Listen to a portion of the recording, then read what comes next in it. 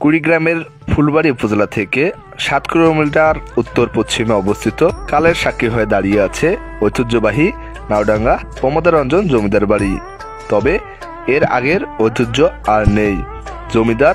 জমিদারির শাসন প্রজা গোমস্তাবিহীন বাড়িটি এখন অরক্ষিত। সংস্কার আর সংরক্ষণের অভাবে প্রায় হারিয়ে গেছে জমিদার বাড়ি। বাড়ির ছোট একটি অংশ ছাড়া আর কিছুই নেই। জানা গেছে অবিভক্ত ভারতবর্ষ প্রতিষ্ঠার অনেক আগে নাওডাঙ্গার পরগনা জমিদার প্রমোদরঞ্জন বক্সী ৯ একর জমির উপর বাড়িটি নির্মাণ করেন। সে সময় হাতিশালের হাতি, ঘোড়াশালের ঘোড়া, পাইক পেয়াদা, প্রজা, গোমস্তা সবকিছু মিলে পরিবেশ ছিল জমজমাট। কিন্তু বর্তমানে এর তেমন কিছুই অবশিষ্ট নেই। দালানের ইট, চুন, সুরকি ভেঙে নিয়ে যাচ্ছে অনেকে। পশ্চিমের একটি দোতলা দালানও ভেঙে দিয়েছে তারা। অবশিষ্ট আছে সামনের মূল দালান ও ভেতরের একটি ছোট কোটর।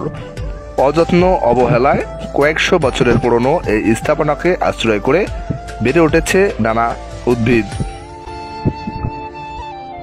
জানা গেছে জমিদার প্রমোদরঞ্জন বক্সীর শাসন আমলে উপজেলার বিদ্যাবাগীশ, তামুল শিমুলবাড়ি ও কবির মাহমুদ জোত এলাকা এই পরগনার অধীনে ছিল। আর বর্তমানে জেলার রাজারহাট উপজেলার পাঙ্গা এলাকায় এই জমিদারের আরও একটি জাত ছিল। প্রমোদরঞ্জন বক্সীর মৃত্যুর পর সেটি দেখাশোনা সহ পূর্ব জমিদারি পরিচালনার ভার ন্যস্ত হয় একমাত্র পুত্র শিবপ্রসাদ বক্সীর উপর। প্রসাদ বক্সী, বিশেশ্বর প্রসাদ বক্সী ও বিপুলেশ্বর প্রসাদ বক্সী এই ৩ জমিদার শিবপ্রসাদ বক্সীর পুত্র।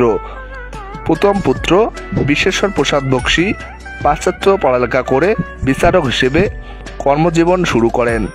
তৃতীয় পুত্র বিপুলেশ্বর প্রসাদ বক্সী ছিলেন ইঞ্জিনিয়ার। আর দ্বিতীয় পুত্র বিশ্বেশ্বর প্রসাদ বক্সীর হাতে জমিদারি ভার ন্যস্ত করে জমিদার শিবপ্রসাদ বক্সী অবসর নেন। জমিদার বিশ্বেশ্বর প্রসাদ বক্সী জমিদারির ভার গ্রহণ করার আগে তৎকালীন সময়ে পরপর ৩ বার প্রবেশিকা পরীক্ষায় অকৃতকার্য হয়েছিল। তার পিতা জমিদার শিবপ্রসাদ বক্সী পুত্রকে বলেছিলেন, তোমার ভাগ্য খারাপ, লেখাপড়া তোমাকে দিয়ে আর হবে না। অনেক ভাগ্য গুণে তুমি আমার সন্তান হিসেবে জন্মগ্রহণ নিয়েছ। বাকিরা যেহেতু পড়ালেখা শিখে অন্য কিছু হতে চায়, সেহেতু তোমাকে আমি আমার জমিদারি ভাগ দিতে চাই। পরে তাকে এই দায়িত্ব অর্পণ করা হয়। জমিদার আমলে শিবপ্রসাদ বক্সী জমিদার বাড়ির পাশে একটি মাইনর স্কুল গড়ে তোলেন। সেটি এখন নাওডাঙ্গা সরকারি প্রাথমিক বিদ্যালয় ও পাশে গড়ে উঠেছে নাওডাঙ্গা স্কুল অ্যান্ড কলেজ।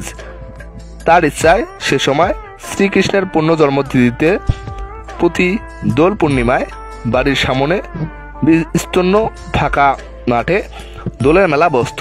বিভিন্ন এলাকা থেকে দোল সওয়ারিরা বাহারি সাজে সজ্জিত হয়ে সিংহাসন নিয়ে এই দোলের মেলায় অংশগ্রহণ করত। প্রথা অনুযায়ী সবকিছুই চলছিল যথানিয়মে। কিন্তু ১৩০৪ সালের ভূমিকম্পের পরে অন্য ২ ভাই কোচবিহার রাজ্যের বসবাসের জন্য একটি বাড়ি কেনেন। তারা অনেক অনুরোধ করে তাদের পিতাকেও সেখানে নিয়ে যান। পরে কলকাতায় একটি বাড়ি কিনে সেখানে তারা স্থায়ী বসবাস শুরু করেন। সেই বাড়িতে তাদের পিতা জমিদার শিবপ্রসাদ বক্সী শেষ নিঃশ্বাস ত্যাগ করেন। শুধু জমিদারি নিয়ে এই অঞ্চলে গড়েছিল জমিদার বিশ্বেশ্বর প্রসাদ বক্সী। সর্বশেষ ৪০ সালের ভূমি রেকর্ড তার নামেই হয়। কিন্তু জমিদারি প্রথা বিলুপ্ত হওয়ার পর তিনিও সবকিছু ছেড়ে ভারতে চলে যান। ব্রিটিশ আমল, তারপর ভারত উপমহাদেশ বিচ্ছিন্ন হয়ে পাকিস্তান, অতঃপর স্বাধীন বাংলাদেশ। এই সুদীর্ঘ সময়ে ইতিহাসের নীরব সাক্ষী হয়ে দাঁড়িয়ে আছে ইট, চুন, সুরকির নিপুণ গাঁথুনির দালানগুলো। স্থানীয়রা অভিযোগ করেন, জমিদার বাড়িসহ প্রায় ৯ একর জমি অবৈধভাবে দখল করে আছেন স্থানীয়রা। সেখানে অবৈধভাবে গড়ে উঠেছে হাট বাজার। দখল হয়ে গেছে জমিদার আমলের বিশাল আকারের 2টি পুকুর। উপচে ফেলা হয়েছে পুকুরের সুদৃশ্য বাঁধানো ঘাট। জমিদার আমলে প্রাচীন শিব মন্দিরটিও এখন জরাজীর্ণ, সংস্কারের অভাবে হয়তো কিছুদিনের মধ্যে বিলীন হয়ে যাবে। ঐতিহ্যবাহী এই স্থাপনাগুলো, তাই এই প্রাচীন স্থাপনাগুলো সংস্কার ও সংরক্ষণের জন্য সরকারের প্রত্নতত্ত্ব বিভাগের হস্তক্ষেপ কামনা করছে স্থানীয়রা।